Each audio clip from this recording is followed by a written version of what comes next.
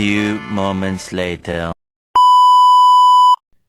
Selamat pagi, halo teman-teman, selamat datang di podcast kami. Semoga kalian semua dalam keadaan sehat dan semangat ya. Perkenalkan, nama saya Cynthia Zatima sebagai host di podcast kali ini dan narasumber saya. Perkenalkan, nama saya Ala Salsabila sebagai narasumber podcast hari ini. Pada episode kali ini kita akan membahas topik yang tidak jauh dari kehidupan remaja, yaitu dampak media sosial pada remaja. Yuk langsung saja kita mulai obrolan santai kita hari ini. Selamat mendengarkan. Menurut kamu Alea, kenapa sih remaja sekarang sering banget main media sosial? Karena di media sosial itu banyak hiburan, informasi, dan tempat kita berinteraksi sama teman-teman. Ya sih, betul banget. Oke, jujur aja nih ya Alea, sehari bisa berapa jam kamu scroll media sosial? Biasanya sekitar 3 atau 5 jam kalau biasanya ada waktu yang luang. Wih, lama banget ya dia scrollnya. Mungkin banyak waktu luang gak sih? Ya sih, betul banget. Menurut kamu, media sosial lebih sering bikin produktif atau malah bikin jadi nanti aja dulu? Kalau digunakan dengan bijak bisa membuat produktif, tapi kalau kebanyakan scroll biasanya bikin tertunda. Pernah nggak niat buka media sosialnya cuma 5 menit, taunya kebablasan sampai beberapa jam? Pernah banget, kadang lebih terlalu asik melihat konten-konten yang muncul dari sosial media. Konten apa sih kalau boleh tahu? Kontennya itu random. Kalau kamu lebih sering ngelihat konten apa ya? Ibarat masak atau apa kayak? Konten ya masak. Oh gitu. Kamu suka masak ya? Iya, suka. Menurut kamu, apa dampak paling besar dari media sosial untuk remaja? Mempermudah komunikasi, mencari informasi, dan menjadi tempat untuk menyalurkan kreativitas. Menyalurkan emosi juga nggak sih?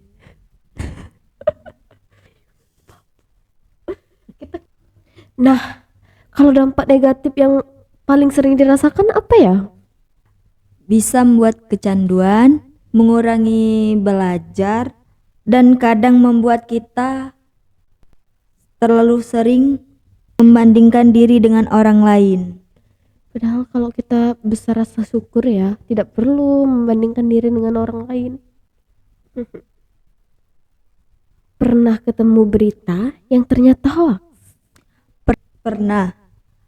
Rasanya kesal karena sudah percaya ternyata itu hoax. Sakitnya tuh nembus layar ya guys.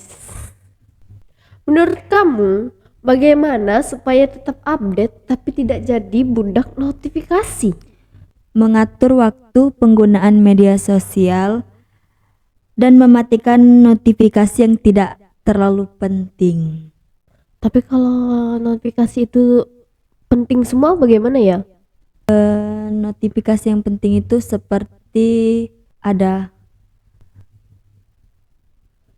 pekerjaan yang penting, itu bisa membuat notifikasi yang sangat penting. Oke, next, pertanyaan selanjutnya atau bisa disebut pertanyaan terakhir. Kalau media sosial itu manusia, kata-kata apa yang ingin kamu ucapkan kepada dirinya? Terima kasih sudah menghibur, tapi tolong jangan lupa waktu. Wah, seru banget ya pembahasan kita kali ini ya Ale. Iya, seru banget.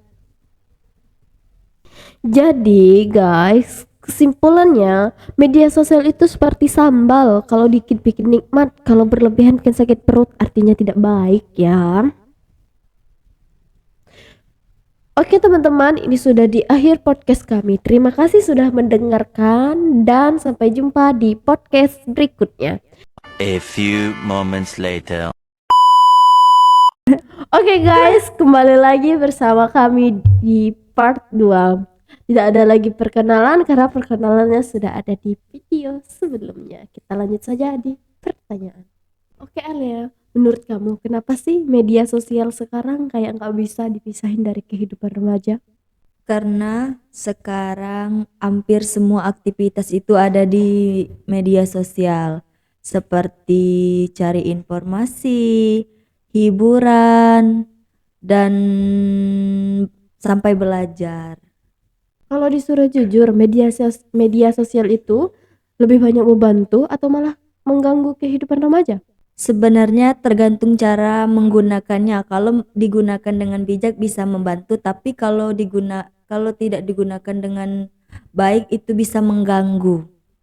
Ya sih, tergantung ininya ya, tergantung individu masing-masing ya kan? Iya benar. Apa manfaat terbesar yang kamu rasakan dari media sosial? Bisa menambah wawasan dan mendapatkan informasi terbaru dan cepat, dan bisa bicara sesama keluarga dan teman. Betul. Seperti kita berkomunikasi sama orang yang luar pulau, benar nggak? Ya benar. Kamu pernah merasa nggak sih waktu kamu habis terbuang sia-sia karena scroll media sosial? Pernah, kadang scrollnya itu cuma 5 menit kesampean sampai 1 jam. Jangan begitu ya dek ya, nanti kena marah-marah. Siap. Menurut kamu media sosial bisa bikin orang kurang percaya diri nggak? Bisa, terutama kalau selalu sering membandingkan kehidupannya dengan orang lain yang bijak menggunakan media sosial. Oke Alea, fenomena FOMO atau takut ketinggalan tren yang lagi sering dibahas. Menurut kamu itu nyata nggak sih? Nyata banget, karena sekarang banyak remaja ingin update supaya nggak ketinggalan informasi. Menurut kamu apa bahaya terbesar dari media sosial untuk remaja? Penyebaran hoaks dan kecanduan media sosial bisa mengganggu aktivitas kita sehari-hari. Kalau ada teman yang kena bully di media sosial, sebaiknya apa yang harus kamu lakukan? Memberi dukungan, melaporkan pelaku, dan meminta bantuan kepada orang tua dan guru. Oke, santai. Gimana caranya tetap aktif di media sosial tapi nggak sampai kecanduan? Mengatur waktu penggunaan, fokus ke dunia nyata, dan tidak memegang ponsel setiap saat dan setiap menit. Oke, itu tanggapan Ale ya guys ya. Menurut kamu, apakah media sosial terus berpengaruh besar pada kehidupan remaja di masa depan? Tentu saja, karena media sosial sekarang semakin berkembang dan bisa menjadi bagian dari kehidupan kita sehari-hari. Oke Alia, terima kasih telah jadi narasumber di podcast kedua ini. Oke, sama-sama, dan terima kasih sudah mengundang saya menjadi narasumber di podcast kali ini. Dadah guys, kami undur diri lagi. Bye-bye. Kami host dan narasumber pamit undur diri. Dan sampai jumpa di podcast selanjutnya. Bye-bye.